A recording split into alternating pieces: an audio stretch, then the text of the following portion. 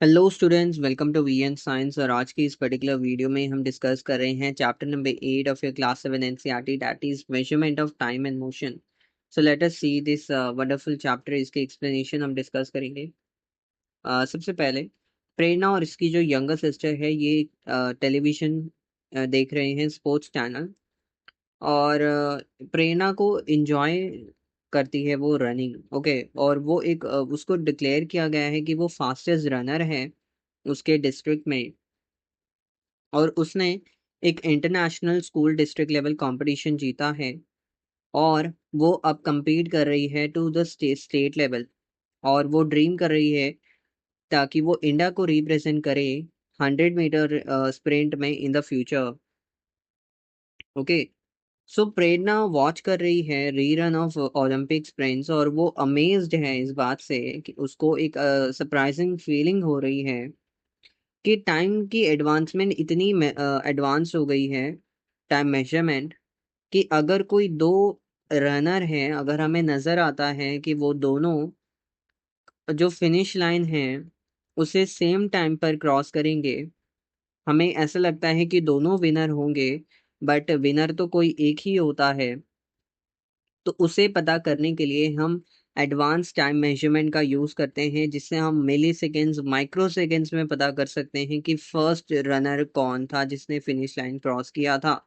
So that is कि वो winner है। So this is how the advancement of time has reached. In her school, the sports teacher uses a stopwatch to measure time races. Okay, you must have seen a stopwatch.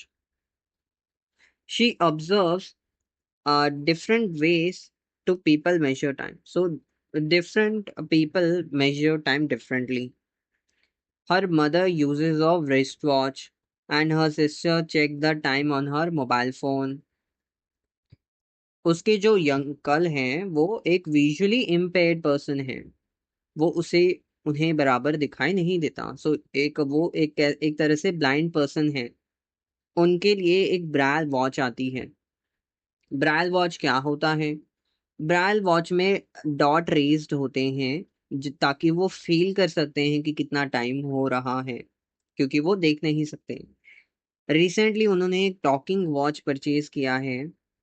और जब वो एक उसे button पर press करते हैं तो वो टाइम स्पीक करता है। टाइम वो कहता है कि कितना टाइम हो रहा है। सो ये जो स्पेशल डिवाइसेस हैं ये काफ़ी हेल्पफुल हैं उन लोगों के लिए जो देख नहीं सकते। ओके, तो ब्लाइंड पेशेंट्स के लिए ये काफ़ी अच्छी बात है, काफ़ी अच्छी डिवाइस है। ब्रायल वॉच एंड टॉकिंग वॉच। एक लार्ज वॉल क्लॉक भी है near the school entrance. Okay, so Prerna wonders about how people in the ancient time, uh, without modern gadgets, वो कैसे time measure करते थे. So she is now amazed. She has curiosity and she is thinking कि how people used to measure time in the earlier days, in ancient time. Let us see quickly how it was measured. It used to measured. सबसे पहले सन की position. You know कि सन की position sky के cross move होती है, सन move करता रहता है। ओके, हम देखते हैं स्काई में सन डायल। इसका ही यूज एप्लीकेशन है इसका। I tell you in detail कि वो सन की वजह से एक शैडो आती है स्टिक की एक प्लेट पर, और उससे हम टाइम मेजर करते थे। वाटर क्लॉक्स भी आती हैं। I discuss all of this, but हम क्विकली नेम्स देख लेते हैं। सैंड क्लॉक्स हैं, hourglass. Moon and stars की हेल्प से भी ये देखा करते थे। एंड रूस्टर को नेचुरल साउंड्स, ये जो एनिमल्स के हैं, एक मॉर्निंग में फिक्स टाइम पे। So like this way.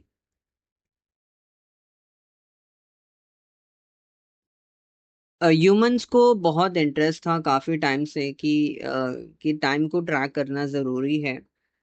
So humans ने नेचुरल इवेंट्स का हेल्प लिया जो रिपीट होते हैं एक डेफिनेट इंटरवल पे, जैसे कि सन का राइज और सेट करना।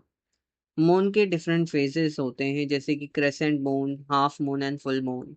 सीजन्स चेंज होते हैं, autumn, fall, summer, winter. Okay, monsoon. ये समर्स ये सीजन्स चेंज होते हैं विद अ स्पेसिफिक टाइम और ये रिपीट होते हैं एवरी ईयर.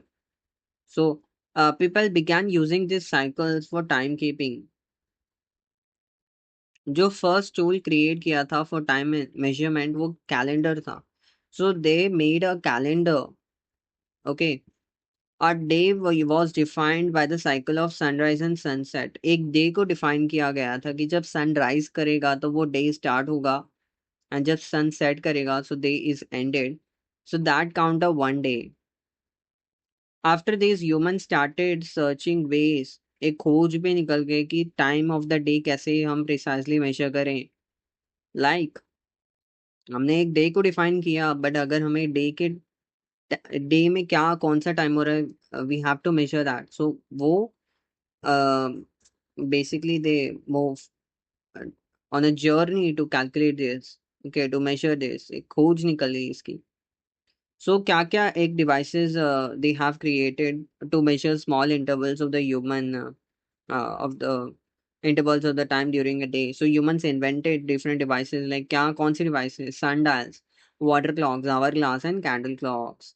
ये चार main devices याद रखना. ओके.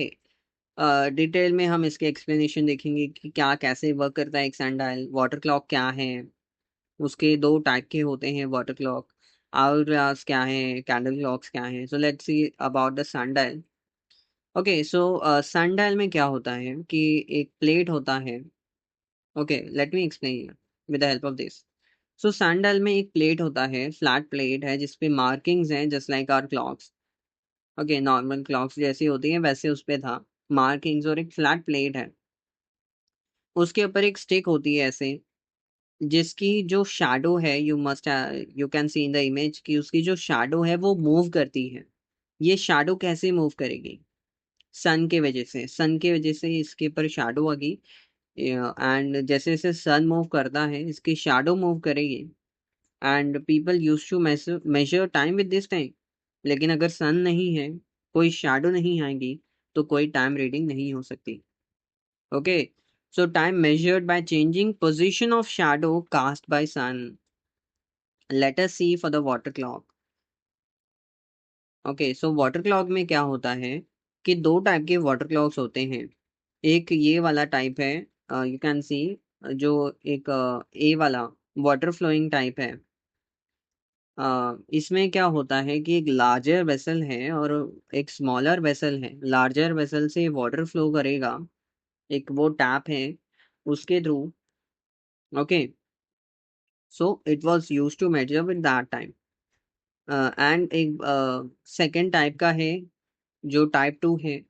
एक बाउल है छोटा सा जिसके ऊपर टाइनी होल क्रिएट किया गया है बॉटम पे और उससे रख दिया गया है एक लार्जर बॉल में जिसमें वाटर फिल्ड है. सो वाटर धीरे धीरे वो स्मॉलर बॉल में फिल होगा एंड वो सैंक कर जाएगा, वो डूब जाएगा उसमें. एंड एक बार जब ऐसे हो जाए तो हम उसे दोबारा से रिपीट कर सकते हैं और ये इसके through it use to measure time. Hour glass काफी famous, you must have seen in movies. Okay. Sand के फ्लो की मदद से हम कैलकुलेट करते हैं टाइम. एंड कैंडल क्लॉक्स भी ऐसे ही हैं कि कैंडल्स पे मार्किंग है एंड कैंडल बर्न करेगा तो कितना बर्न करेगा कितने टाइम में, you can see in the image. So it used to measure with that. The world largest stone sundial is the Samrat Yantra at Jantar Mantar in Jaipur. So Jaipur में एक जगह है, वहां पर है सम्राट यंत्र. ओके. सम्राट यंत्र क्या है? एक स्टोन का सनडायल है, स्टोन से बना हुआ सनडायल है. 300 साल पहले से बनाया गया था और एक यूनेस्को वर्ल्ड हेरिटेज साइट है. और इसके पास सेवरल एस्ट्रोनॉमिकल इंस्ट्रूमेंट्स हैं, मतलब कि इसका यूज किया जाता था सन के, मून के, बेसिकली प्रेडिक्ट करने के लिए कि कब लूनार एक्लिप्स होगा, कब सोलार एक्लिप्स होगा. एक्लिप्स के टाइम को मेजर करने के लिए also it use to measure the stars in the sky की पोजीशन क्या होगी उसकी. ओके. और ऑल्सो जो टाइम ऑफ द डे है, it- उसका भी इसका यूज था. सम्राट यंत्र 27 मीटर्स टॉल है और उसकी जो शैडो है वो मूव करता है 1 मिलीमीटर पर सेकेंड से। और जो स्केल है वो फाइनली डिवाइडेड है 2 सेकेंड्स के। सो 2 सेकेंड का हम वो शॉर्ट टाइम इंटरवल चेक कर सकते हैं। Okay, as the shadow moves. So like all other sandals, ये लोकल टाइम या सोलार टाइम को मेजर करता है और करेक्शन की जरूरत पड़ सकती है क्योंकि जिस लोकेशन पर है सन, उसके हेल्प से ये टाइम कैलकुलेट कर रहा है। लेकिन अगर किसी और प्लेस पर सन की पोजीशन थोड़ी डिफरेंट भी हो सकती है, तो वहां पर थोड़ा सा एरर आ सकता है टू मेजर टाइम। सो एक करेक्शन की जरूरत है। This is an actual image of that sundial. Okay, so we are doing an activity here और हम एक सिंपल वाटर क्लॉक बनाएंगे। कैसे बना सकते हैं? एक ट्रांसपेरेंट बॉटल लेना है प्लास्टिक की जो यूज्ड है और जिसका कुछ ऐसे काम नहीं है। 1/2 लीटर की या 1 लीटर की वी कैन टेक। और उसका एक कैप लेंगे, जो उसके ऊपर कैप होता है उसमें एक स्मॉल होल हम क्रिएट करेंगे यूजिंग अ पिन। बॉटल को कट करना है 2 हाफ्स में, रफली एट द मिडल। और हमें इस तरह से उसे अरेंज करना है कि जो अपर पार्ट है उसे इन्वर्ट करके हमें लोअर पार्ट पे रखना है और कलर या इंक फिल करना है अपर पार्ट पे, ताकि हमें क्लियरली वाटर लेवल दिखे और वाटर ड्रिप करेगा अपर पार्ट से लोअर पार्ट में स्लोली स्लोली। सो जैसे हमारे पास एक वॉच होनी चाहिए और जैसे ही 1 मिनट पास हो गया, कुछ वाटर ड्रिप हो गया होगा, हमें वो लेवल मार्क करना है। फिर 1 मिनट बाद हमें वापस से देखना है कि एक लेवल आ गया, उसे मार्क करना है विद अ मार्कर। ऐसे करके हम जब बेसिकली जब जब तक पूरा वाटर अपर पार्ट से लोअर पार्ट में नहीं आ जाता। अब फिर क्या करेंगे कि लोअर पार्ट से वाटर फिर से अपर पार्ट में डालेंगे, ऐड करेंगे। और अब हम वापस से इसे देखेंगे कि वाटर ड्रिप कर रहा है और जैसे ही वो लेवल पर आ गया तो 1 मिनट पास हो गया होगा। So this was the simple एक वाटर क्लॉक। एंशियंट इंडिया में टाइम को मेजर कैसे किया जाता था? शैडोज और वाटर क्लॉक्स के यूज के through. Okay, with help of that, अर्थशास्त्र में एक टेक्स्ट है जिसमें 2nd सेंचुरी BCE की, और उसमें बताया गया है कि शैडो के वजह से shadow based time management measurement कैसे करते हैं। 530 में वराह मिहिरा ने एक प्रॉपर फॉर्मूला दिया था कि एक वर्टिकल स्टिक के शैडो से हम कैसे मेजर कर सकते हैं टाइम को।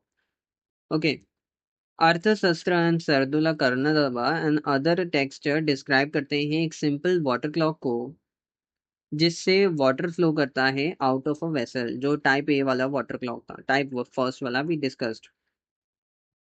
लेकिन ये एक्यूरेट नहीं होते क्योंकि जैसे जैसे वाटर लेवल लार्जर जो वेसल है उससे जो वाटर लेवल धीरे धीरे कम हो रहा है, जो फ्लो रेट है ये कम होती जा रही है। फ्लो रेट भी डिक्रीज होता है जिस रेट से वाटर आता है। तो ये एक इनएक्यूरेट मेजर कर सकता है टाइम को। ये इसका एक डाउन पॉइंट है। सो इसके वजह से दूसरा टाइप का वाटर क्लॉक जो हमने डिस्कस किया था दैट इज कॉल्ड गति का यंत्र, और ये फर्स्ट मेंशन किया था आर्यभट्टा के द्वारा। गति का यंत्र Buddhist monasteries and royal palaces and town squares में यूज किया जाता था। और एवरी टाइम जब वो बॉल सैंग करता था तो इस टाइम को अनाउंस किया जाता था ड्रम से, कॉन्ग शेल से और गोंग से कि ये टाइम पास हो गया है, and they use to repeat this again. So pendulum clocks began replacing the Gaudiya yantra in the late 19th century. So late 19th century में people यूज करने लगे पेंडुलम क्लॉक्स को एंड नॉट घड़ी का यंत्र। एंड कुछ religious places पे अभी भी इसका यूज हो रहा है for the rituals.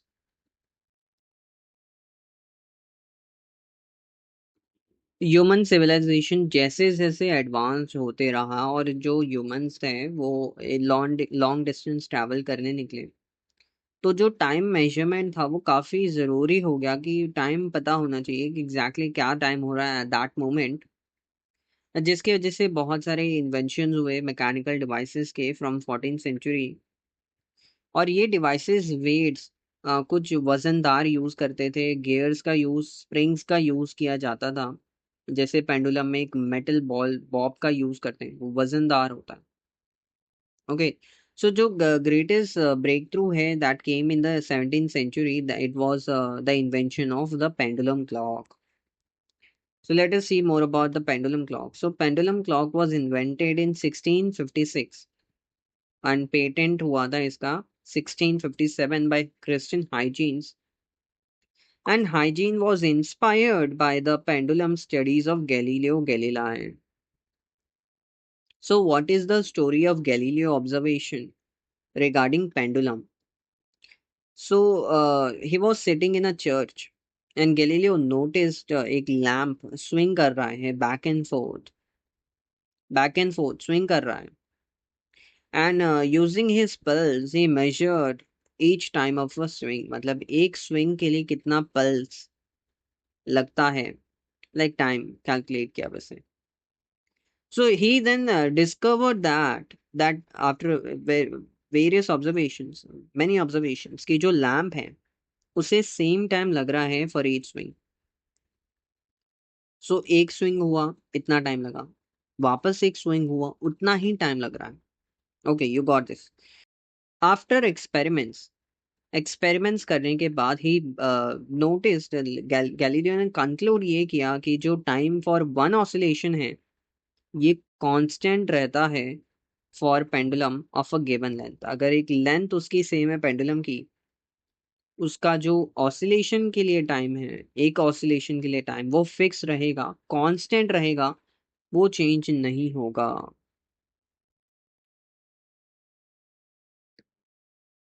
Let us now see how a pendulum actually works and what is a simple pendulum.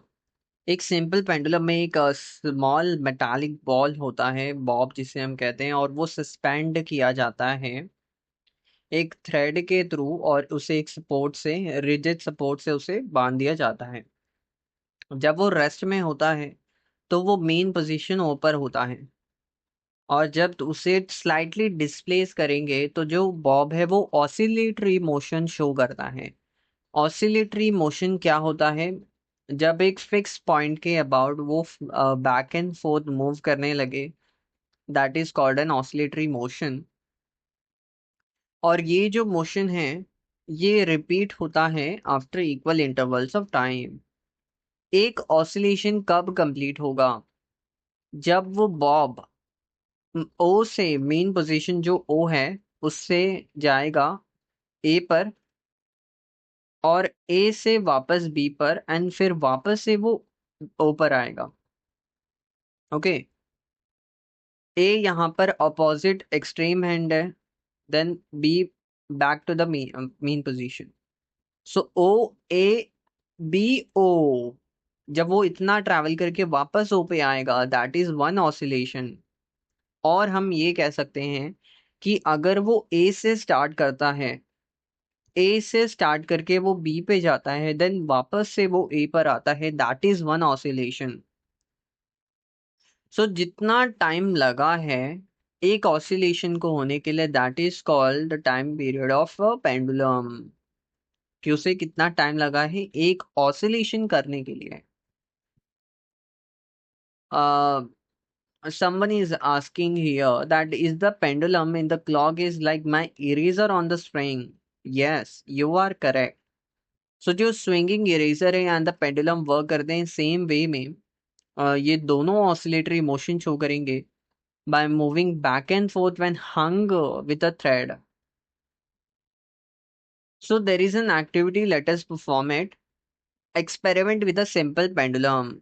We have to collect 150 meter string और एक heavy metal ball या stone जो बॉब की तरह एक्ट करेगा. स्टॉप वॉच एक चाहिए हमें, और एक रूलर, एक स्केल. बॉब को टाई करना है एक एंड पे ऑफ द स्ट्रिंग, और जो अदर एंड है उसे एक रिजिड सपोर्ट से हमें फिक्स करना है. और हमें स्प्रिंग को जो लेंथ होगी वो उसे 100 मीटर रखना है। ओके, सो बॉब को रेस्ट पर हमें रखना है सबसे पहले, कि वो मूव नहीं कर रहा है, like in the image. Bob को डिस्प्लेस करना है सैडली वन साइड पे, और उसे रिलीज करना है जेंटली, कोई पुश नहीं करना। So it will perform the oscillatory motion, and time measure करना है for 10 oscillation using a stopwatch और वॉच, कि 10 ऑसिलेशंस के लिए कितना टाइम उसे लग रहा है। 1 oscillation, 2, 3, 4, 5, 6, 7, 8 एंड 10 ऑसिलेशंस। वो टाइम रिकॉर्ड करना है हमें 8.1 टेबल में, और रिपीट करना है 3-4 टाइम्स इस पर्टिकुलर एक्टिविटी को। टोटल टाइम फॉर 10 ऑसिलेशन, जितना भी उसे टाइम लग रहा है 10 ऑसिलेशंस के लिए, हमें उसे 10 से डिवाइड करना है ताकि हमें एक ऑसिलेशन का टाइम पता चले। तो वो हमें नोट करना है टेबल पे। ऑब्जर्वेशन क्या है हमारा, कि जो टाइम है एक ऑसिलेशन के लिए वो सेम रहता है ऑल ट्रायल्स में। और कंक्लूजन ये है कि जो टाइम है एक ऑसिलेशन का वो कांस्टेंट है एक गिवन लेंथ के लिए। और यही गैलीलियो ने ऑब्जर्व किया था, जो हमने अभी परफॉर्म किया एक्टिविटी। तो जो टाइम है एक ऑसिलेशन का ये सेम है, और ये शो करता है कि पेंडुलम मोशन रेगुलर है and predictable for the same length. So there is a table 8.1.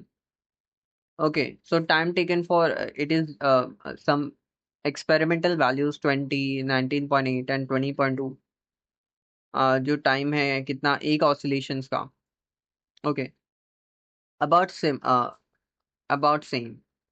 सो ये जो एक्टिविटी है या एक्सपेरिमेंट है, ये गैलीलियो ने फर्स्ट परफॉर्म किया था, एंड पल्स के थ्रू, with the help of pulse, heart pulse. Instead to watch, हमने तो basically with the help of stop watch calculate किया, but he measured with help pulse, pulse की हेल्प से। So as a scientist you might ask कि क्या pendulums, जितने भी pendulums है, क्या उनका सेम टाइम होता है एक ऑसिलेशंस के लिए? How does the length of the pendulum affect, and क्या mass of the bob affect करता है? अगर हमें इसे इन्वेस्टिगेट करना है, we have to perform the pendulum activity again, और इस बार डिफरेंट लेंथ लेकर, और या फिर मास अगर हम चेंज कर देंगे ऑफ द बॉब की, सो चेक करना है if any are change. So what are the observation and conclusion here? Let me tell you. तो the time period of pendulum, ये डिपेंड करता है लेंथ पर, बट ये डिपेंड नहीं करता मास ऑफ द बॉब पे। So it mainly depend on the length, not mass of the bob. So what is the conclusion? At a given location, जितने भी pendulums हैं, अगर उसकी लेंथ सेम है, लेट्स से 100, तो जो सेम टाइम होगा एक ऑसिलेशंस के लिए। ओके, सो ये जो सिंपल पेंडुलम है एक गिवन लेंथ पर, एक गिवन प्लेस पर, इसका सेम टाइम पीरियड होगा। ये प्रॉपर्टी काफ़ी यूजफुल है टाइम को मेजर करने के लिए, एंड जितने भी क्लॉक्स हैं, ओल्ड क्लॉक्स और द मॉडर्न क्लॉक्स, ये इसी प्रिंसिपल पर वर्क करते हैं। एक कॉन्टिन्यूइंग, कुछ ना कुछ कॉन्टिन्यूइंग प्रिंसिपल होना चाहिए, एंड ये repeating processes equal interval of time को मेजर करने में हेल्प करते हैं। तो देर आर मॉडर्न क्लॉक्स जिसका हम यूज करते हैं टू मेजर टाइम। दो टाइप की क्लॉक्स हैं, क्वार्ट्स क्लॉक्स और एटॉमिक क्लॉक्स। क्वार्ट्स क्लॉक्स में रैपिड वाइब्रेशंस होती हैं ऑफ क्वार्ट्स क्रिस्टल्स की, and atomic clocks vibrations use होती हैं ऑफ स्पेसिफिक एटम्स की।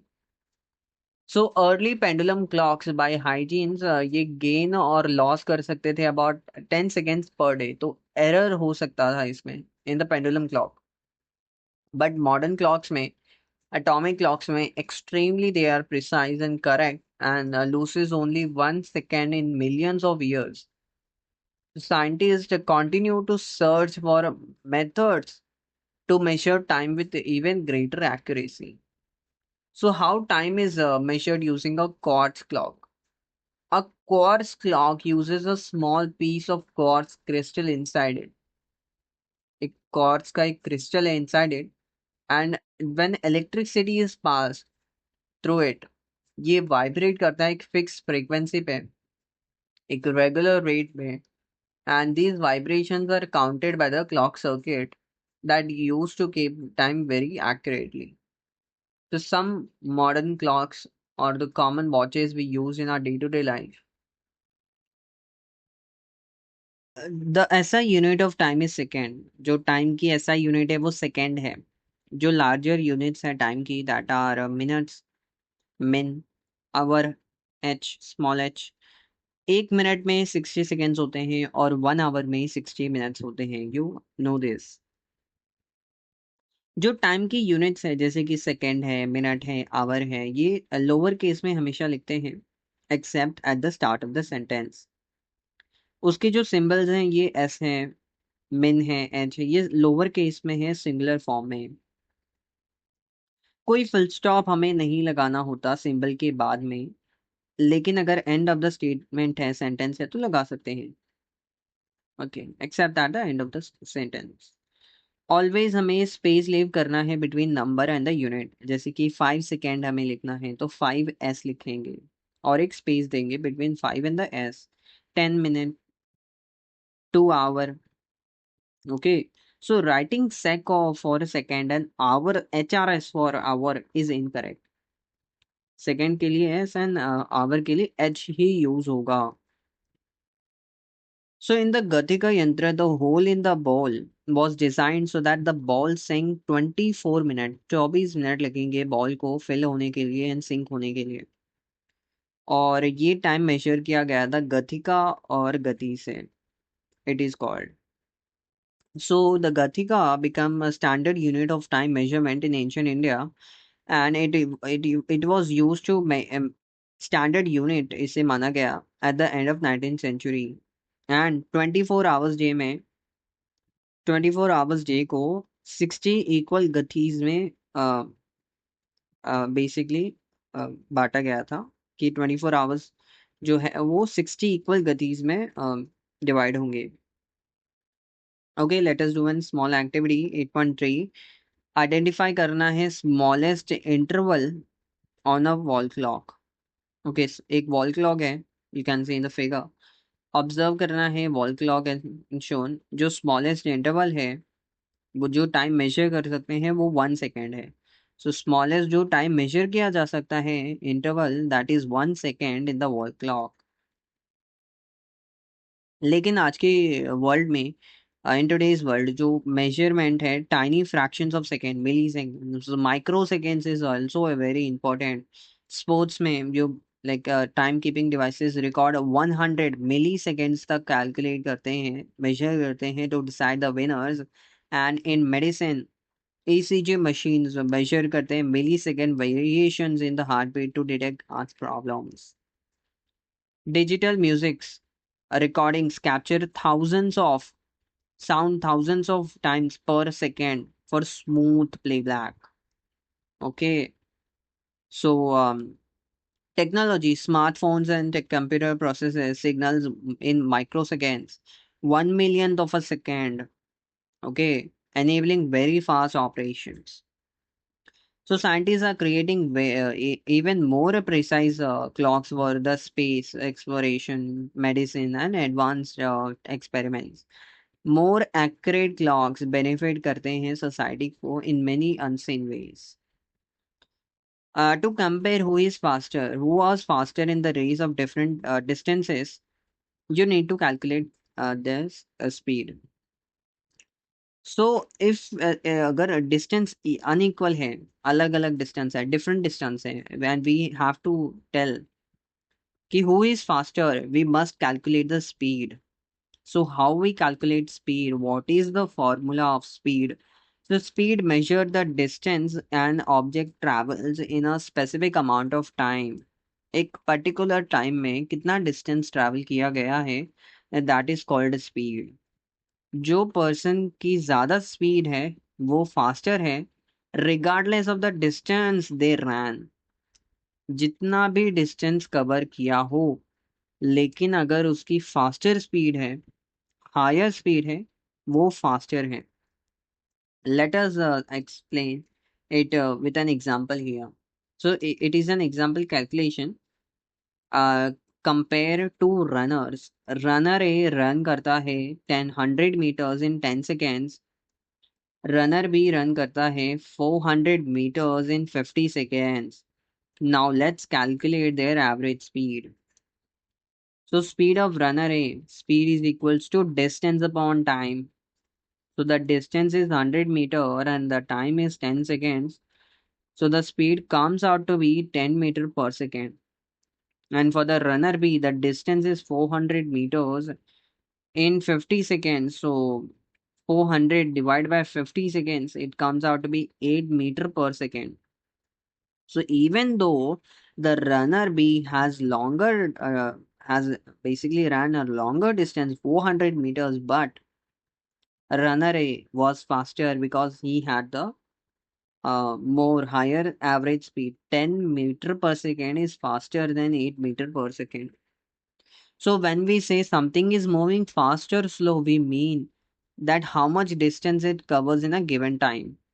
Example, 100 meter रेस में सारे players together start करते हैं, but after some time they are on a different track. So someone is faster and someone is slower. So the runner who covers more distance in less time is considered to be running faster. Come time में ज्यादा distance उसने cover किया है, कम time में ज्यादा distance, he is faster. Thus speed helps us decide who is faster or slower. So a runner who is ahead of others at a given instant, so एक particular time पर, in the image let us observe that this red person is faster. Okay, ये instant पर ये faster है, ये run कर रहा है फास्ट. दिस मीन्स ज्यादा डिस्टेंस ट्रेवल किया है इसने in the same time. Okay, so the distance covered in a given time helps decide whether something is faster or slower. The faster runner is said to have higher speed. The term speed is commonly used to describe how fast something moves. So let us see.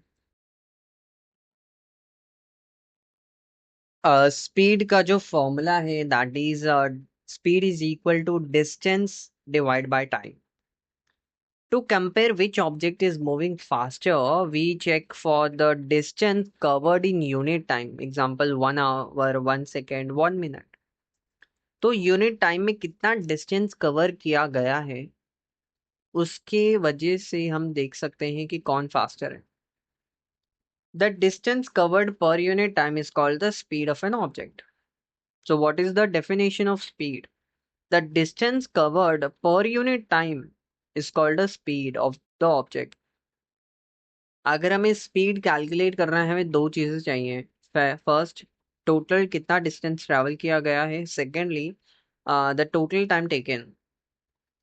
So the speed is defined as speed is equals to distance divided by time. And what is the SI unit of speed? Metre per second. क्योंकि जो speed है उसका formula आता है distance divide by time. तो distance ऊपर है, speed नीचे है, तो जो न्यूमरेटर में है वो डिस्टेंस है और डिस्टेंस की यूनिट क्या होगी, मीटर. एंड डिनोमिनेटर में क्या है, time. And what is the unit for time, second. So that is why the SI unit of speed is metre per second. Speed की डिफरेंट यूनिट्स भी हो सकती है डिपेंडिंग की डिस्टेंस के क्या यूनिट है, टाइम की क्या यूनिट है. लाइक किलोमीटर पर आवर भी होते हैं. ओके, सो जब डिस्टेंस इन किलोमीटर्स है और time is in hours. Let us see one numerical और एक केस बेस्ड क्वेश्चन है. Swati school is 3.6 kilometre from her our house. तो उसका जो हाउस है and the school is 3.6 kilometers away. It took her 15 minutes to reach her by school riding on her bicycle. 15 minutes उसे लगते हैं to reach school. So we have to calculate the speed of the bicycle in meter per second. So speed of the bicycle is equal to distance covered divided by time taken. The distance is 3.6 kilometer and the time is in minutes, 15 minutes. So 3.6 kilometer into 1000 meter divided by 1 kilometer. So 1 kilometer is equals to 1000 meter. Okay. So we can write 1 kilometer is equals to 1000 meter. Let us do an activity 8.4. Calculating train speed using railway timetable और online और printed. एक train select करना है जो stop करता है nearest your railway station.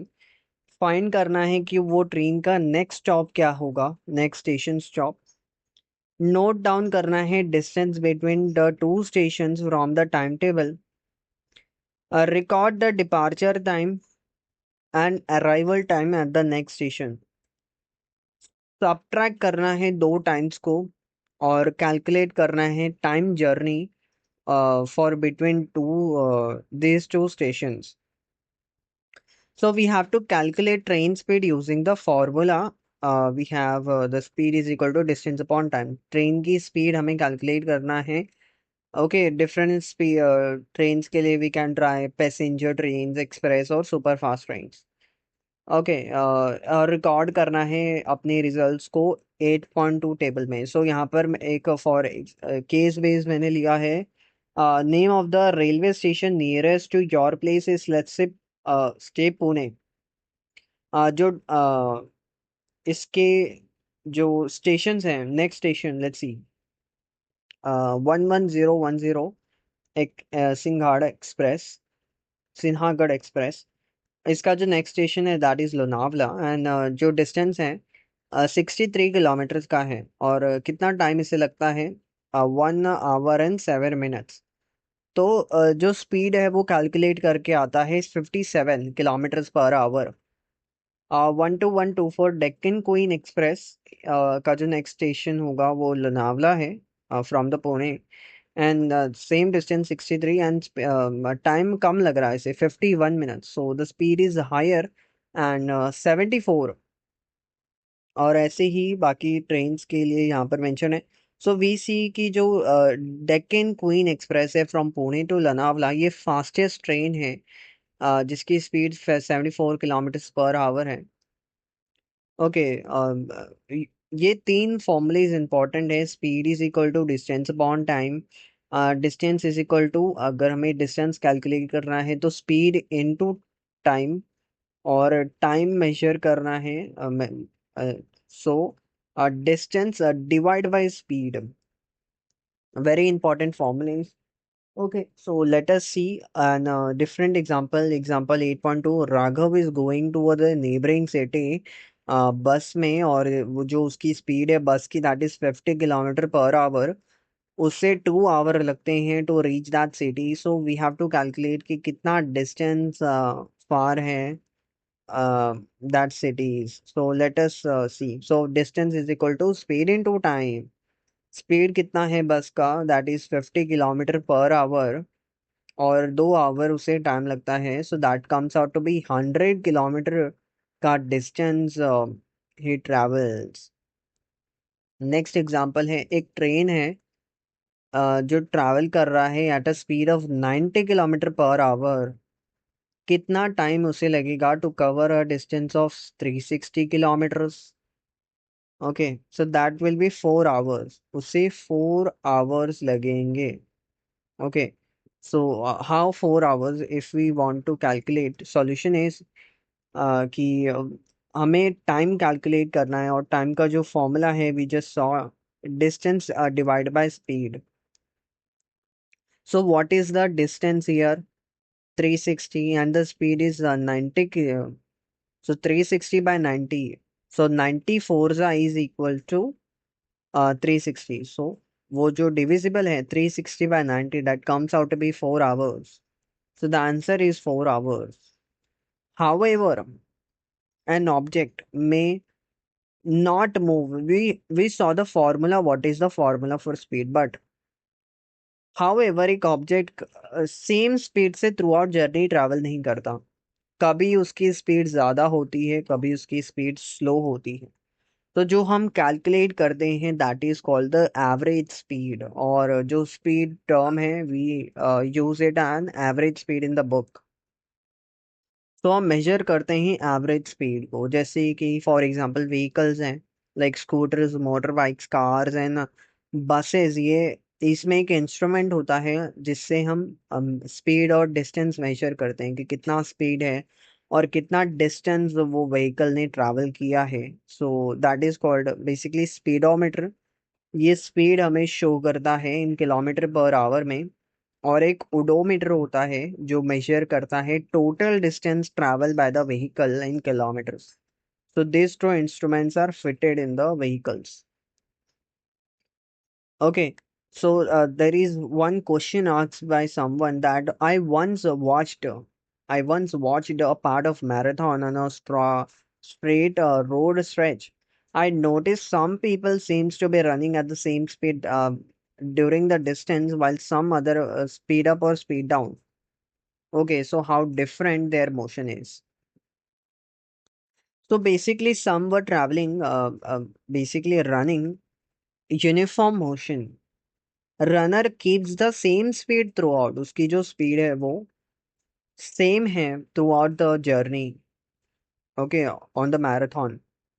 And non-uniform motion में runner की जो speed है वो change होती है. Like sometimes get fast and sometimes get slow. So this is called non-uniform motion. Linear motion. जब कोई ऑब्जेक्ट मूव करता है स्ट्रेट लाइन पर तो हम कहते हैं कि वो लीनियर मोशन कर रहा है. एग्जाम्पल क्या है, जैसे कि कोई ट्रेन है जो स्ट्रेट ट्रैक पे दो स्टेशन, जैसे यहाँ पे स्टेशन ए है, ए पॉइंट ए पर स्टेशन है कोई, और सेकंड स्टेशन है पॉइंट डी पर. तो एक स्टेशन से दूसरे स्टेशन पे एकदम स्ट्रेट ट्रैक है. So the train moving on that. तो वी आर सेइंग कि ये एक लीनियर मोशन है. सो जो ट्रेन का मोशन है ये स्लोली स्टार्ट हो रहा है फ्रॉम ए पॉइंट. ये अपनी स्पीड इंक्रीज कर रहा है आफ्टर सम टाइम, और एक कांस्टेंट स्पीड पर ट्रैवल कर रहा है बी और सी से. पॉइंट बिटवीन बी एंड सी ये अपनी स्पीड चेंज नहीं कर रहा, कांस्टेंट स्पीड से ट्रैवल कर रहा है. और फिर अपनी स्पीड ये स्लो डाउन करता है क्योंकि इसे रुकना है स्टेशन डी पर. So uniform linear motion means an object moves on a straight line with a constant speed. अब linear motion means on a straight line. But uniform linear motion means an object moves along straight line, but the speed of it is constant. It is not changing. So constant speed means is it covers equal distance in equal interval of time. Okay. Every equal distance it covers in equal interval of time. For example, the train move between B and C is a uniform motion. So train between B and C point is uniform motion. Uh, and non-uniform motion is the speed of the object keeps changing. It is not constant. It covers unequal distance in equal interval of time. Unequal distance in equal interval of time. For example, train between A and B and C and D. Okay, from A, B, and C, D is non-uniform motion. It is linear motion, but it is not uniform because speed changing. Between A to B, speed is increasing, speed up, and between C, D, it is speed is decreasing. Okay, so it is non-uniform. So table 8.3 is the data for distances traveled by two trains, X and Y train. between 10 a.m. and 11 a.m. for the comparison of the motions. So let us see with the help of it. Between 10 a.m. and 11 a.m., train X is in uniform linear motion because it covers equal distance in equal interval of time. So if we see for train X, 10 a.m. to 11 a.m. जो distance cover कर रहा है ये equal distance cover कर रहा है equal interval of time है. Okay, every 10 minute में ये 20 किलोमीटर डिस्टेंस कवर कर रहा है ट्रेन एक्स. सो ये एक यूनिफॉर्म लीनियर मोशन है ये. But train Y, if we see from 10 a.m. to 11 a.m., if we see for train Y, it is showing non-uniform linear motion because as the distance covered in equal interval of time are not same. So every 10 minute में जो distance covering है वो different है. First 10 minute में ये 20 है kilometre distance, but फिर अगले 10 मिनट में इट इज 15, फिर 15 है, फिर 25 हो गया, चेंज हो रहा है वैल्यूज जो डिस्टेंस कवर है इक्वल इंटरवल टाइम में. So this is clearly shows कि ये नॉन यूनिफॉर्म लीनियर मोशन है क्योंकि जो डिस्टेंस कवर कर रहे हैं इक्वल इंटरवल ऑफ टाइम में वो सेम नहीं है. सो यूनिफॉर्म लीनियर मोशन एक आइडियलाइजेशन है because in real life it is rare for objects to move at a constant speed for long distance and time. So एक ideal concept है, एक imaginary concept है, usually ऐसा नहीं होता. Okay, and hence in practice हम rely करते हैं on average speed to describe motions. So let us summarise the chapter in a nutshell. Basically जो टाइम टेकन है बाय पेंडुलम वन ऑसिलेशन के लिए it is called time period. And जो simple pendulum का time period होता है वो constant होता है अगर उसकी लेंथ चेंज नहीं होगी तो. ओके, और ये डिपेंड नहीं करता मास पर. जो ऐसा यूनिट है टाइम का it is second. Average speed को हमारा फॉर्मूला है that is total distance divide by total time. Object जो स्ट्रेट लाइन मूव कर रहा है with a constant speed that is uniform linear motion. Object जो मूव कर रहा है straight line but changing speed that is called non-uniform linear motion. So that's how we complete the whole chapter.